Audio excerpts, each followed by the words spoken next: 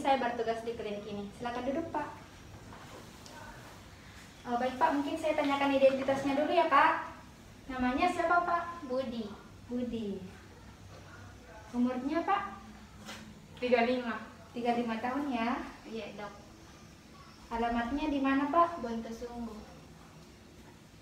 Kalau boleh tahu pekerjaannya Bapak apa? Petani, Dok. Petani. Ada yang bisa saya bantu, Pak? Mungkin ada keluhannya, Pak? Akhir-akhir ini sering sesak nafas. Oh, sesak nafas, Di. Iya. Ini sesak nafasnya sudah berapa hari, Pak? Sekitar 5 hari. 5 hari yang lalu, Di. 5 hari yang lalu atau 5 hari? 5 hari yang lalu. Oh, 5 hari yang lalu. Kemudian ini sesak nafasnya kayak bagaimana, Pak? Misalnya kayak istirahat atau Biasa bekerja? kalau sambil bekerja kan petani, Dok.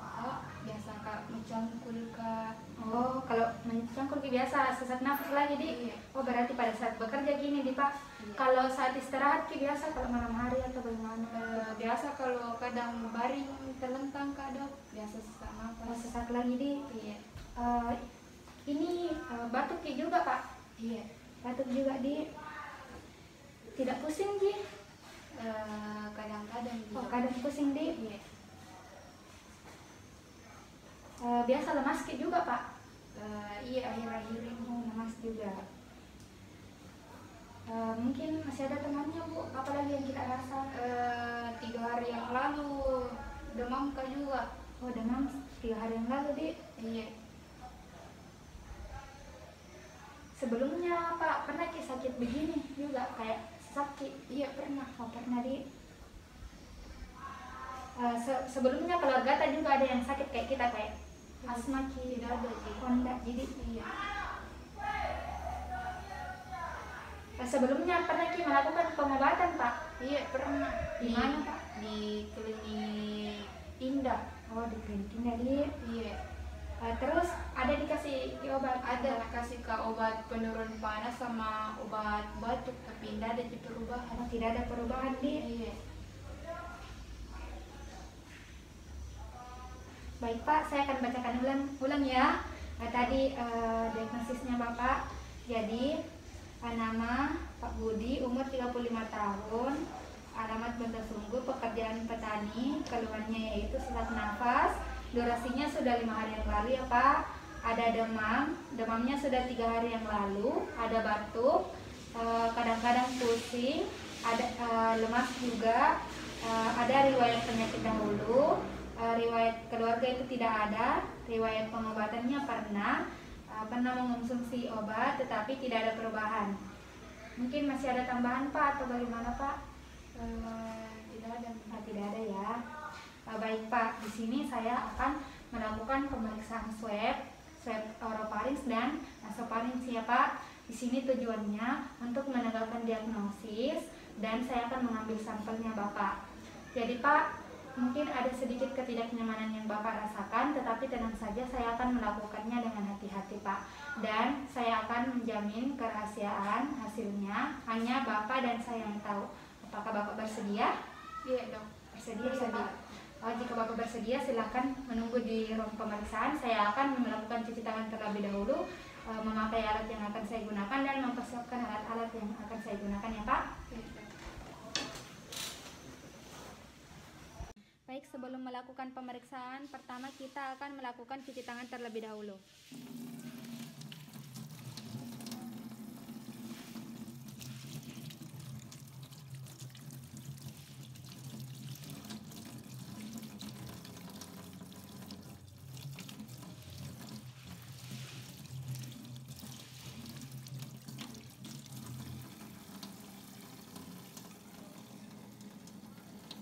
Jadi alat yang akan saya gunakan yaitu ada baju hazmat, ada penutup kepala, ada sarung tangan, ada Google, ada pen light, ada FTM, dimana ini mediumnya, ada spatula, ada swab dacronnya dan ada tisu.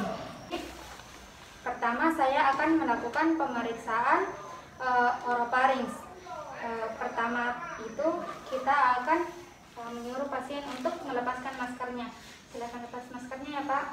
Kemudian Pak bisa mungkin dalam keadaan santai saja ya Pak, jangan tegang. Kemudian FTM-nya ini kita beri label dengan identitas pasien. Setelah itu saya akan melakukan pengambilan sampel. Bisa buka mulutnya Pak. Kemudian saya akan center menggunakan pen light, lalu spatula ini saya letakkan di bagian lidahnya. Dan pada saat melakukan pengambilan sampel di bagian oropharynxnya, swab dacron ini tidak boleh menyentuh bagian bibir, lidah, dan gigi. Jadi kita ambil sampel di bagian oropharynxnya, di bagian farinx, letaknya di tonsillanya. Kemudian kita usap 2 kali atau 10 detik saja. Oke. Setelah melakukan pengambilan swab dacron ini, kita simpan di tempat FTM tadi. Kemudian kita masukkan di dalam, lalu kita tutup.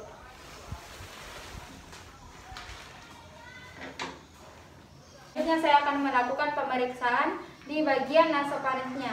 Pertama itu pasien kita akan menyuruh untuk membersihkan bagian hidungnya terlebih dahulu. Pak, bisa kita bersihkan dulu hidungnya Pak ya.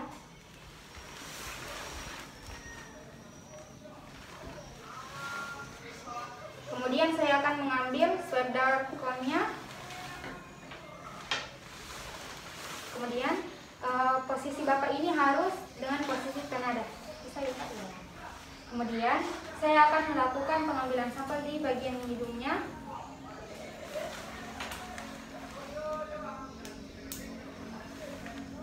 Jadi saya masukkan hingga ke bagian nasalnya. Jadi normalnya itu ketika si Bapak ini mengeluarkan air mata, berarti tandanya pengambilan sampel kita itu berhasil. Kemudian saya lepaskan kembali, lalu saya simpan ke dalam FTM yang telah diberi label dengan identitas pasien. Baik Pak, mungkin itu saja pemeriksaannya. Silakan Bapak tunggu saya di meja yang tadi ya Pak. Saya akan membuka alat yang saya pakai dan membersihkan tangan terlebih dahulu. Silakan Pak. Baik Pak, tadi kita sudah melakukan pemeriksaan swab oropharynx dan nasopharynx ya Pak. Jadi ini mediumnya, FTM-nya. Ini saya akan bawa ke laboratorium untuk diperiksa selanjutnya ya Pak. Jadi saya akan menuliskan surat pengantar lab dulu ya Pak. Yang berisi tanggal pengambilan, jamnya, identitasnya Bapak, kemudian jenis spesimen. Jadi Pak, saya diagnosis sekarang ini Bapak COVID ya sementara ya Pak. Jadi nanti untuk memastikan nanti kita lihat hasilnya dari pemeriksaan lab. Kemudian di sini juga kita akan melakukan pemeriksaan lab yang berupa pengambilan darah ya Pak, ada pemeriksaan AGD, dan juga ada mungkin pemeriksaan radiologi berupa ronsen parunya Bapak ya, USG paru kah, atau CT scan paru ya Pak. Jadi ini saya telah tuliskan surat pengantarnya. Kemudian kita kasih amplop, dan setelah itu saya akan bawa ke laboratorium ya Pak. Mungkin ada pertanyaan lagi Pak? Jadi kapan lagi ke sini Dok? Oh, jadi Bapak bisa ke sini nanti 3 hari ya Pak. Ada pertanyaannya Pak? Tidak ada Dok. Terima kasih Pak, semoga hasilnya nanti baik ya Pak. Iya Dok. Ya. Ya, terima kasih Dok. Sama-sama Pak. Waalaikumsalam.